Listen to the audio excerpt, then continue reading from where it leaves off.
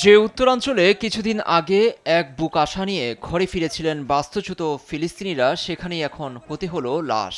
Jabalia, Gaza city, খান ইউনিস সহ মঙ্গলবার ভোরের দিকে ইসরায়েলি বাহিনীর ভয়াবহ বিমান হামলায় মৃত্যুকূপে পরিণত হয়েছে গাজা।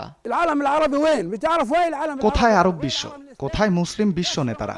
পবিত্র মাহে রমজানে ফিলিস্তিনিদের সঙ্গে কি ঘটছে কেউ কি দেখছে না? ফিলিস্তিনি জনগণের বিরুদ্ধে গণহত্যা চালাচ্ছে ইসরায়েলি বাহিনী। নেতানিয়াহু রাজনৈতিকভাবে দেউলিয়া, ক্ষমতায় টিকে থাকতে জনগণের সমর্থন পেতে আবারও যুদ্ধে নেমেছেন। আমাদের ভাগ্যটাই খারাপ, বারবার আমাদের সঙ্গেই এসব হচ্ছে।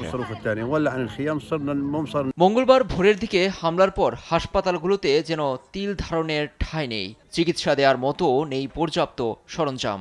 এতে বাড়ছে লাশের মিছিল। একদিনই 4 শতাধিক ফিলিস্তিনির লাশ দেখেও ক্ষান্ত হচ্ছে না তেল আবিব। আরও অভিযানের আভাস দিয়ে উপত্যকার বেইত হানুন সহ 4টি জায়গা দ্রুত খালি করার নির্দেশ দিয়েছে ইসরায়েলি বাহিনী।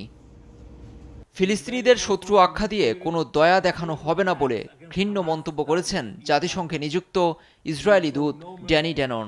জিম্মিতে ফেরার বিষয়টি নিশ্চিত হলেই হামলাও বন্ধ হবে মনে করেন তিনি। এ বিপর্যয়ের মাঝে যুক্তরাষ্ট্রের নিউ ইয়র্কে স্থানীয় সময় মঙ্গলবার ফিলিস্তিন প্রশ্নে বৈঠকে বসছে নিরাপত্তা পরিষদ। লুৎফর কবির, নিউজ ডেস্ক, দেশ টিভি।